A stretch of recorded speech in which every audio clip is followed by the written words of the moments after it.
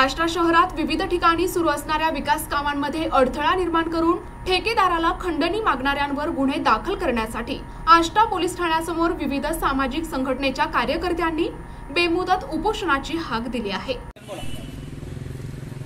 जे काय आता काम चालू आहे बगीच्याचं, तर ते काम होण्यासाठी आमचा मातंग समाज पूर्ण मातंग समाजाची तयारी आहे, पूर्ण येणं ताकदीनं तयार आहे। पण काही समाजकंटक आहेत आमच्यात, त्यांनी असा विषय धरलेला आहे की 150 वर्षापूर्वीची ती आता दफनभूमी होती की तिथून हाडं निघलेत, प्रेत निघलेत किंवा काय काय काय काय त्यांनी हे केलेले आहेत, स्वतःहून दिशाभूल केलेले समाजाची। पण असा काही कुठलाही प्रकार झालेला नाही।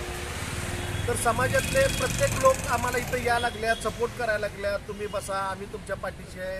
आता कालपासून नाही म्हटलं तर 150-200 लोक मुलं येऊन गेली, सगळे समाजातले बांधव येऊन गेलेत। प्रत्येकाचा आमच्या या गोष्टीला सपोर्ट आहे आणि काम व्हायसाठी तिथं विकास कामं व्हायसाठी आम्हाला कितीही अजून दिवस बसायला लागले तरी पण आम्ही तयार आहे, आम्ही बसू इथं। आणि जोपर्यंत जे काही ठेकेदार आहेत त्यांना जे खंडणीची मागणी केलेली आहे, गुन्हा जोपर्यंत रजिस्टर होत नाही तोपर्यंत आम्ही इथं उपोषण करणार आहे। आणखी तिथं नगरपालिकेची जी काही कचरा असेल किंवा कुठल्याही गोष्टीचा घाण असेल, तिथं प्रत्येक जनावरं मरून पडायची, तिथं अस्मिता यांची कुठेही गेलेली नव्हती।